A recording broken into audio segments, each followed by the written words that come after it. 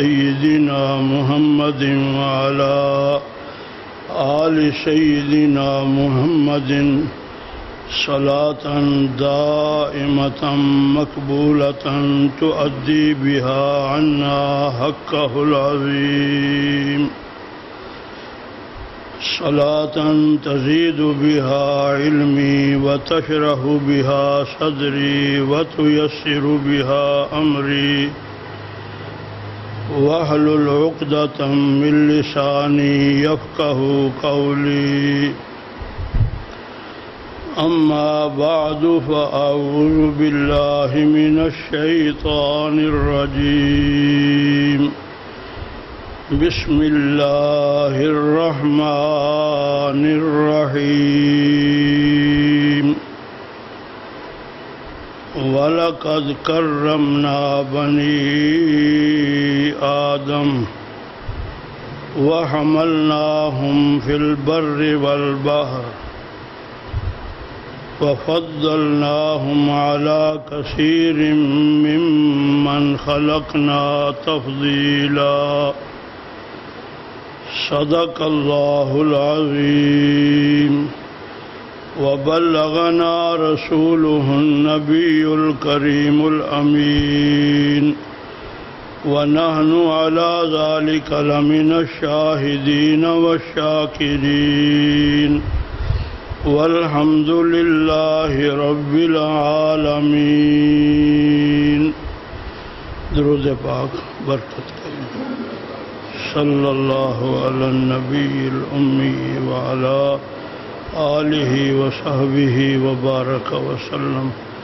صلاۃ وسلام علیک یا رسول اللہ، صلاۃ وسلام علیک یا حبیب اللہ، صلاۃ وسلام علیک یا افصح العرب والعجم، صلاۃ وسلام علیک یا من اوتی بجوامع الکلم.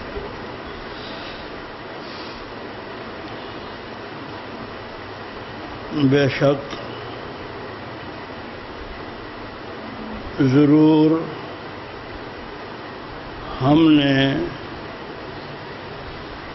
اولاد آدم کو عزت عطا فرمائی،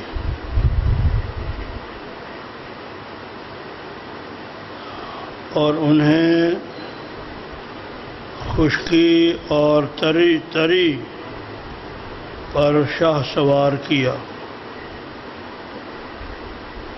اور ہم نے ان کو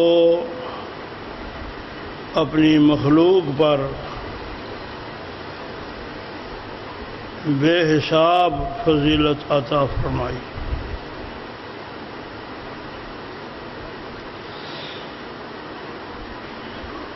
وقت کا تقاضا اور آیت کا مضمون شاید بہت سے احباب کو اس میں مناسبت نظر نہ آئے.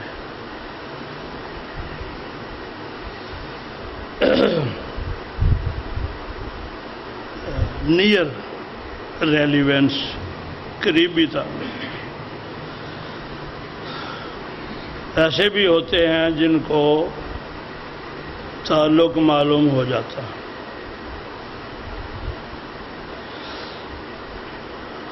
حج کے عمرے کے فضائل ہمیں معلوم ہیں.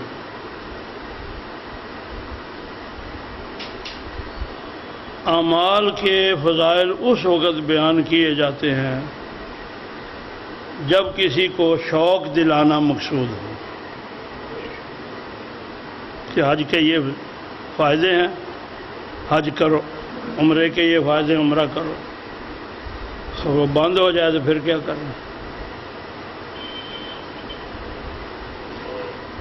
اس لیے بھائی میں نے فضائل حج اور عمرہ والا عنوان نہیں چھیڑا.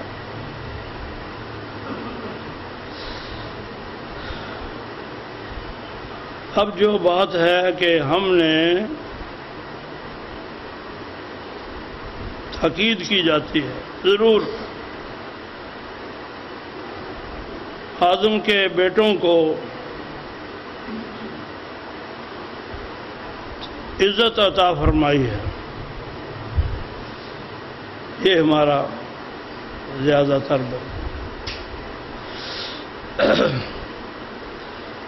حج جتنا بھی ہے، کوئی چیز رکن ہے، کوئی فرض ہے، کوئی واجب ہے، کوئی سنت ہے، کوئی مستحب ہے، کوئی وقت کے تقاضے کے ساتھ پابندی ہے، کچھ میں سہولت ہے، کچھ میں ایسی سہولت ہے کہ جب زندگی میں موقع ملے وہ کام کر لیں۔ جتنے کام ہیں، ہر کام کسی نہ کسی اللہ کے نیک اور مقرب بندے کی ادا ہوتی ہے۔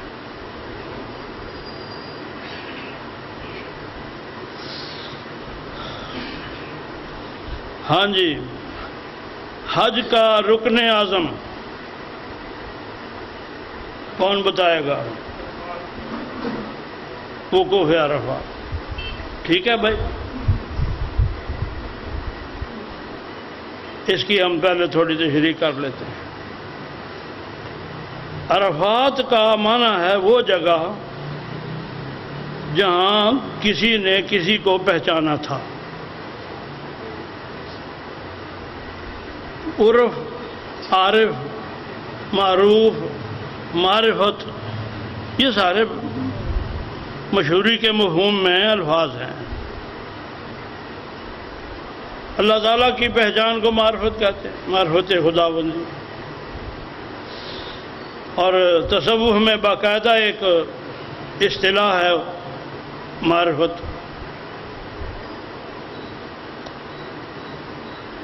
عرفات وہ جگہ جہاں کسی نے کسی کو پہچانا۔ یوم عرفہ وہ دن جس دن کسی نے کسی کو پہچانا۔ ٹھیک ہے نا؟ کس نے کس کو پہچانا؟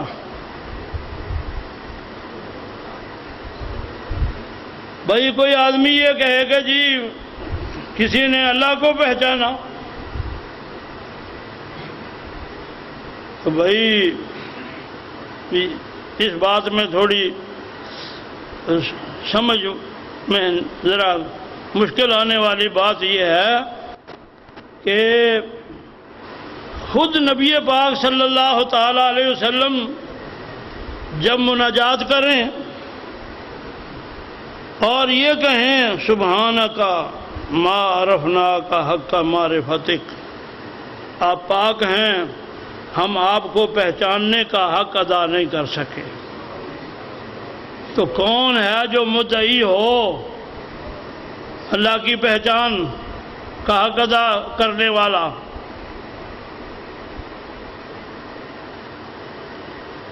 اسی لیے جب میں کسی جگہ لکھا ہوا پڑھتا ہوں عارف ربانی،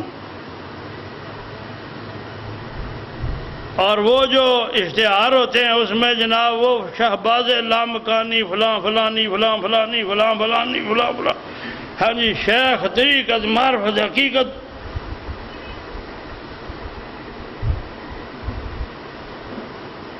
وہ بابا اگر حضور ما عرفنا کا کہہ سکتے ہیں تو ہم دوسرے کون ہیں؟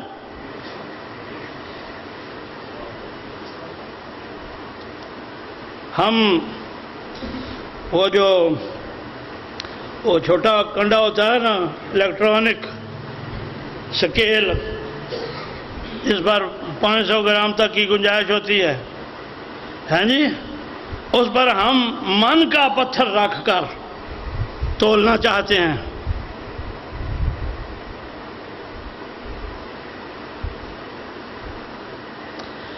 جن کو دنیا مجدد الف ثانی رحمت اللہ علیہ کہتی ہے،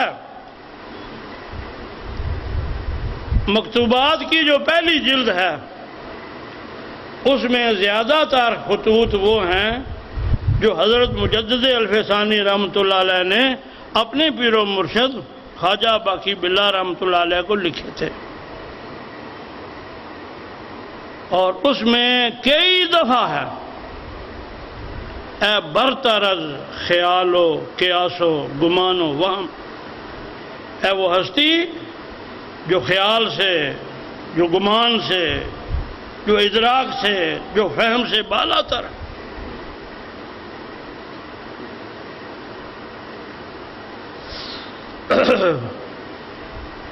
ان کو ہمارے سلسلے میں کتب کہا جاتا ہے۔ پیر سید نیک عالم شاہ صاحب رحمۃ اللہ علیہ، پیر پور شریف میں ان کا مزار ہے، پیر سید نیک عالم شاہ۔ انہوں نے جو شجرہ مرتب کیا ہے، اس میں جو شروع میں اللہ تعالیٰ کی تعریف کرتے ہیں، اتوں نالے اتوں اتے پرو پرے پریری، جس کی شان اوپر سے اوپر ہے، پرے سے پرے، وہ تو کے لیے انتا کا لفظ ہوتا ہے، وہ اسی کو وہ کہتے ہویت، ہو کا معنی وہ، اور اللہ تعالیٰ کی ہویت کا معنی اللہ تعالیٰ کو وہ ہونا۔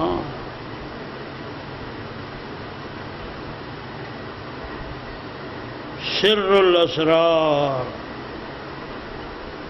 رمز الرموز، غیب الغیب، لیکن حقیقت الحقائق۔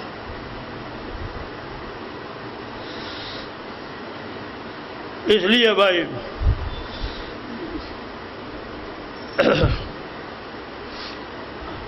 اللہ جل شانہ نے دو مخلوق میں سے دو، ان کی آپس میں پہچان کو معرفہ بنا دیا، دن یوم عرفہ بن گیا، جگہ یوم عرفات بن گئی۔ جس پہاڑی ٹیلے پر کھڑے ہو کر کسی نے دور سے دیکھا تھا، وہ جبل نور بن گیا۔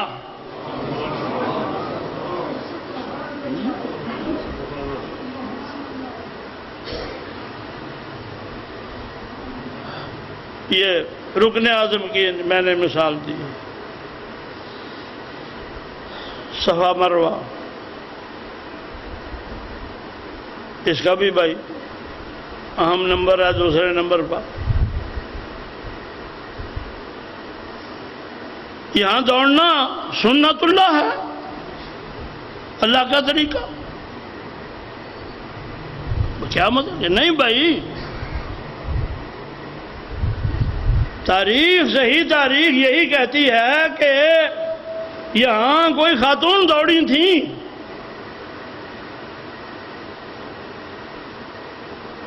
اللہ تعالیٰ نہیں دوڑے تھے۔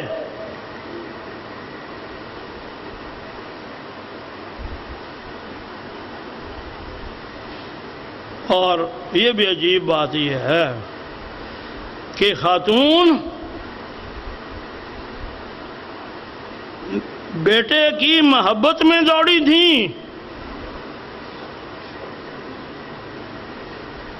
اللہ تو بھائی بیت المقدس میں بھی تھا، فلسطین میں بھی، اور یہاں بھی۔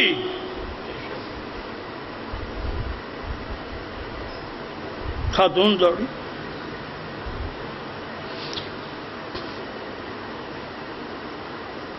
62 سال کی عمر تک، خاص طور پر 40 سے لے کر 62 سال کی عمر تک، قم اللیل الا قلیلا، کھڑا رہ رات کو، رات کے تھوڑے سے حصے کے علاوہ۔ یہ حکم کس کو ہے؟ یا ایھا المزمل،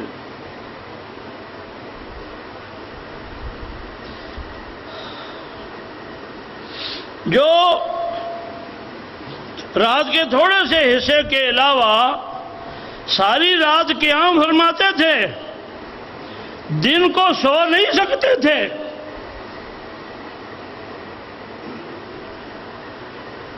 ہم لوگ جو ہیں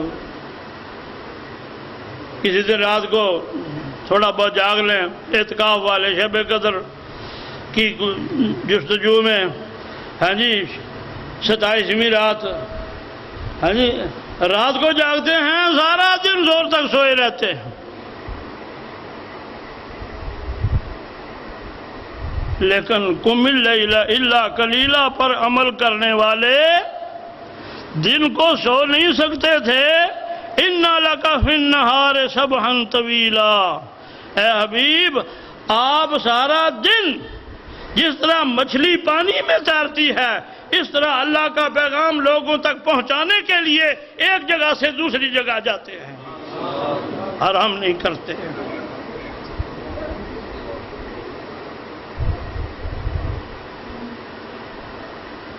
ایک رات نہیں، عشرہ نہیں، مہینہ نہیں، سال نہیں، 12، 13 اور 9 حجۃ الوداع، 22 سال تک اس معمول پر عمل کرنے والے جب صفا مروہ پر پہنچے تو دعا کے لیے ہاتھ اٹھائے، یا اللہ یہاں آپ کی بندی دوڑی تھی، یا اللہ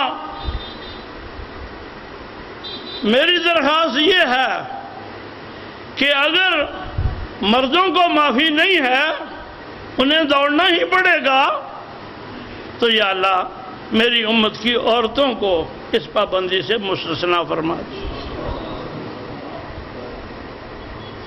عورتیں دوڑتی ہیں.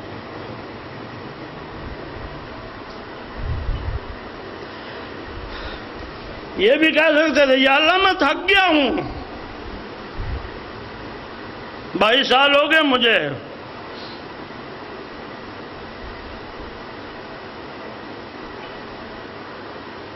حدیث شریف میں اسی طرح ہے نا کہ نبی پاک صلی اللہ تعالیٰ علیہ وسلم فرضوں کے علاوہ جو نماز ہوتی تھی، نفلی نماز کھڑے ہو کر پڑھتے تھے. اور فلما بدنا رسول اللہ صلی اللہ علیہ وسلم، جب حضور کا جسم مبارک بوجھل ہو گیا تو آپ نے نفلی نماز بیٹھ کر پڑھنا شروع کی. تو بھائی جسمانی کمزوری تو آ چکی تھی. اس کے بعد کتنا عرصہ حضور صلی اللہ علیہ وسلم دنیا میں اس زمین پر حیات رہے ہیں؟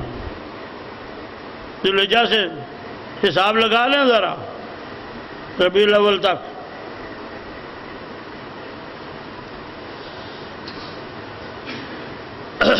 اس لیے بھائی نبی پاک صلی اللہ تعالیٰ علیہ وسلم جیسے اس مقام پر پہنچے تو گویا ہمیں کوئی ایسی حدیث نہیں ملتی کہ اللہ پاک نے اپنے حبیب کو فرمایا ہو کہ آپ کی شبانہ روز محنت کی وجہ سے اور اتنی کوشش کی وجہ سے اور دوڑ دھوپ کی وجہ سے اور ساری رات کھڑا کھڑا رہنے کی وجہ سے اور آنسو بہانے کی وجہ سے اور پاؤں مبارک کے ورم کی وجہ سے آپ کو صفا مروہ کی سعی معاف کی جاتی ہے. نہیں،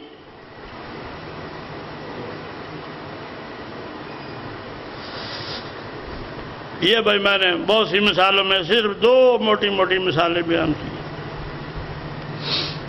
سوال یہ ہے ایسا کیوں ہے؟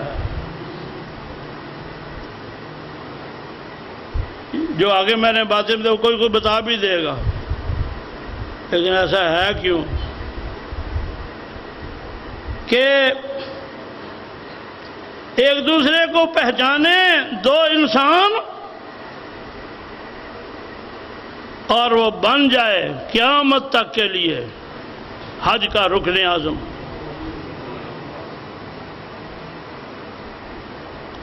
آدم علیہ السلام، اشارہ سمجھ گیا؟ آدم علیہ السلام جستجو میں رہتے تھے، اماں حوا کی جستجو میں تھے بھائی.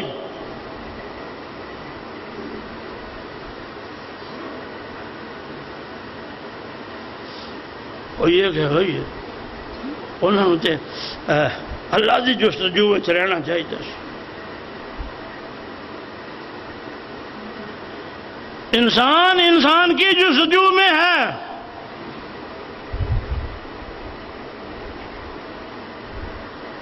حج کا رکن اعظم بن گیا اور ماں ممتا کے جذبے سے مجبور ہو کر دو پہاڑی ٹیلوں کے درمیان دوڑتی ہے تو وہ حج کا ایک حصہ ضروری حصہ بن جاتا ہے.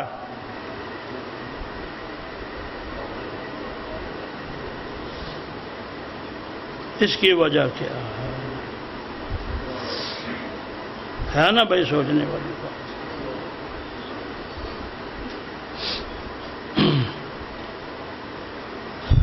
پھر میر علی شاہ صاحب رحمۃ اللہ علیہ کا جو کلام چھپا ہے نا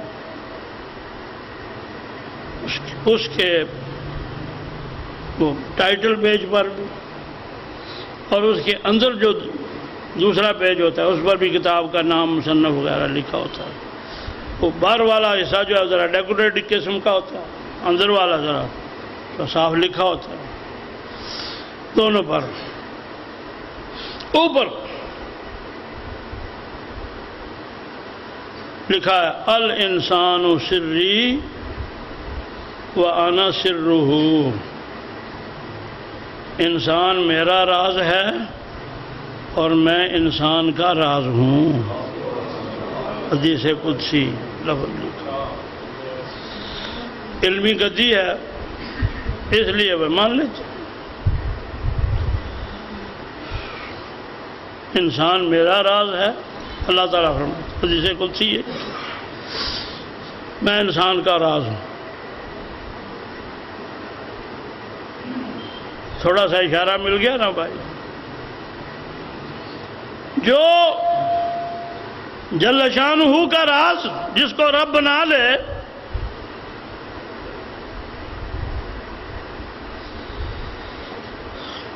ہمارا ایمان ہے اللہ تعالی جسم سے پاک ہے,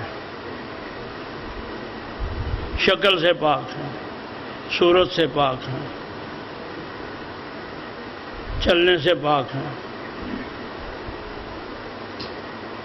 لیکن بھائی سمیع سننے والا,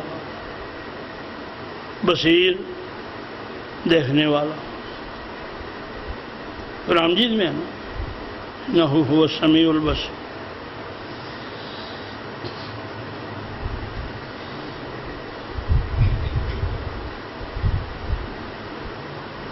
کسی نے حافظ ابن تیمیہ رحمۃ اللہ علیہ کو وہ ممبر پر بیٹھے ہوئے تھے تو کسی نے پوچھا جی یہ جو قرآن مجید میں ہے اللہ تعالیٰ عرش پر بیٹھا, ثم استوى علی العرش, ان کا نظر نہیں آ رہا. حدیث شریف میں ہے اللہ تعالیٰ پہلے آسمان پر اتر آتے ہیں. وہ کیسے اترتے ہیں؟ ادھر کا ایسے. بھائی یہ مسئلہ ایسا ہے جس کو سمجھایا نہیں جا سکتا, اس پر ایمان رکھا جا سکتا ہے. عقل کو تنقید سے فرصت نہیں, عشق پر ایمان کی بنیاد رکھ. ہاں جی یہ مسئلہ سمجھ, اس لیے انہوں نے کہا ٹھیک ہے. امام شافعی رحمۃ اللہ تعالی علیہ سے کسی نے پوچھا جی استوا کیا ہے؟ عرش پر بیٹھنا, ثم استوى علی العرش, استوا کیا ہے؟ فرمایا الاستواء معلوم, استوا معلوم ہے, قرآن مجید میں آ گیا. علم کا جو پہلا مرکز ہے, فرسٹ سورس آف نالج, جیورسپروڈنٹ, اس میں آ گیا استوا معلوم. وَكَيْفِيَّتُهُ مَجْهُولٌ, کیسے بیٹھا اس کا پتہ نہیں. وَالْبَحْثُ عَنْهُ مَرْدُودٌ, اس کے بارے میں بحث کرنا مردود ہے.